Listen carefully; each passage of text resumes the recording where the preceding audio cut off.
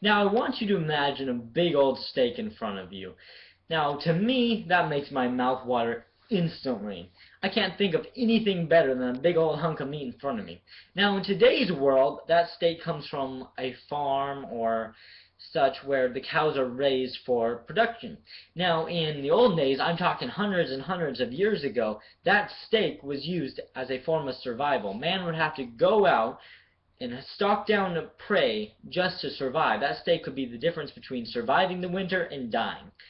Now, in today's world, hunting isn't so much used as a survival technique, as although in some families and some civilizations it is used as a tool for conservation.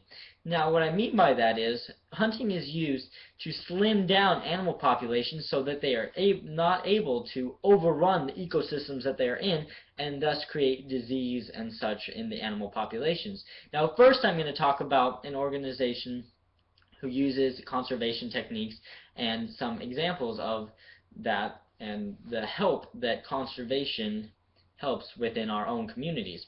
Now, secondly, I'm going to talk about a specific example where hunting is necessary and is needed to not only help the animals but also help our own populations of people. And finally, I'll talk about some opposition to hunting and those who believe that hunting is immoral and does harm to the animals. Now, first, American hunting organizations like Safari Club International take large amounts of money and use it to not only help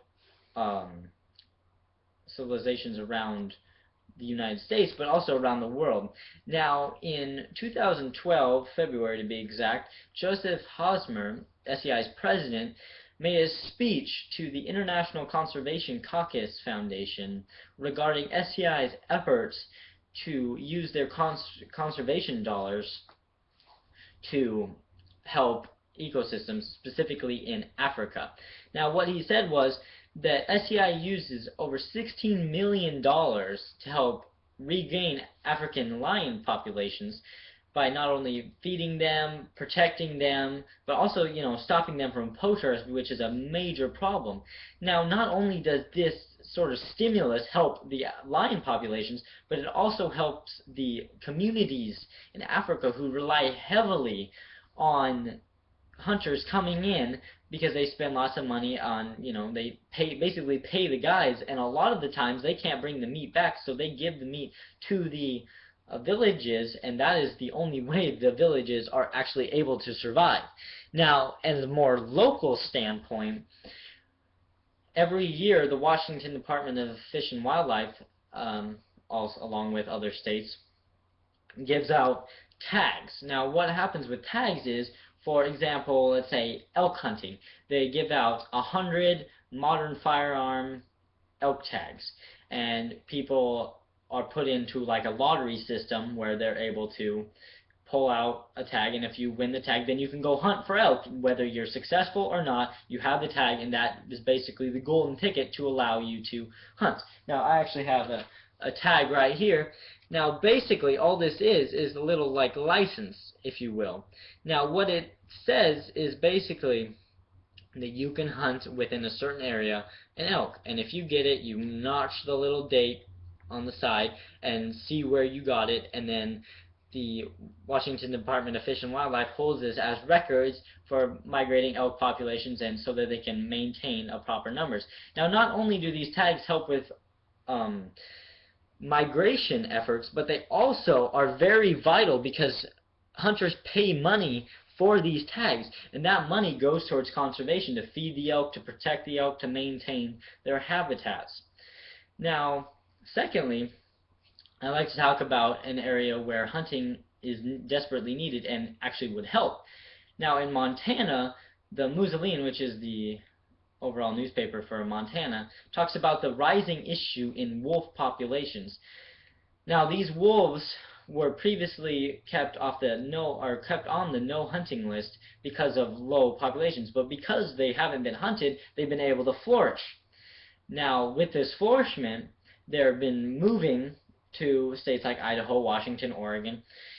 But the issue is these wolves are obviously hunters, so therefore they are ravaging and severely knocking down deer and elk populations to the point of there's no deer or elk, or a significantly lower amount of deer or elk in Montana. And that is a significant problem. Now, not only does this hurt the ecosystems, because deer and elk are vital parts of Montana's ecosystems, and Washington's and Oregon's, but also that is a problem for hunters, because hunters, then they're not able to hunt.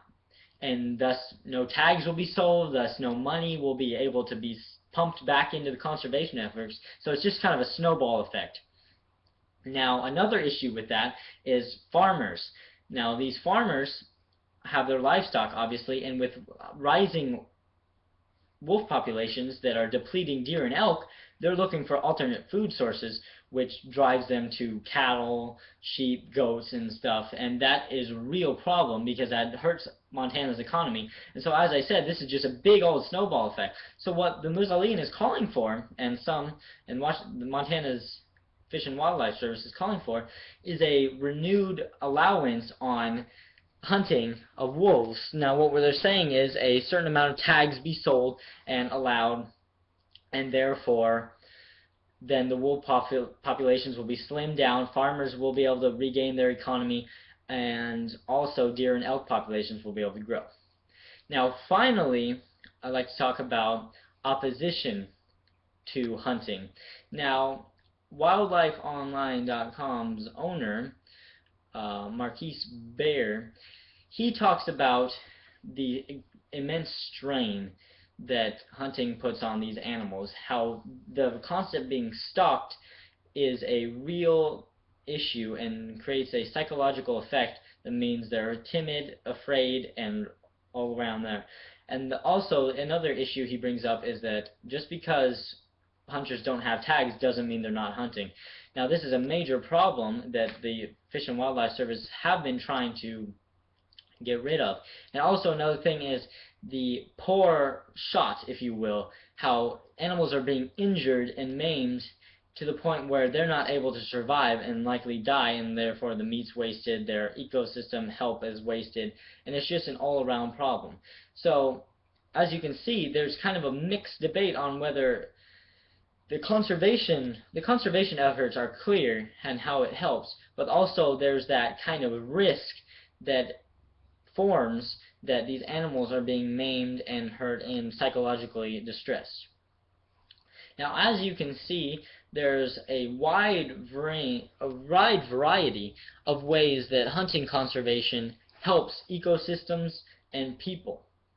Now, I've talked about how organizations like SEI have pumped money into, and also the wildlife services in Washington using hunting tags, they're able to pump money into the conservation efforts of the world and thus regrow animal populations. I've also talked about how instances in Montana have called for the need for hunting in order to regrow populations and stimulate economy.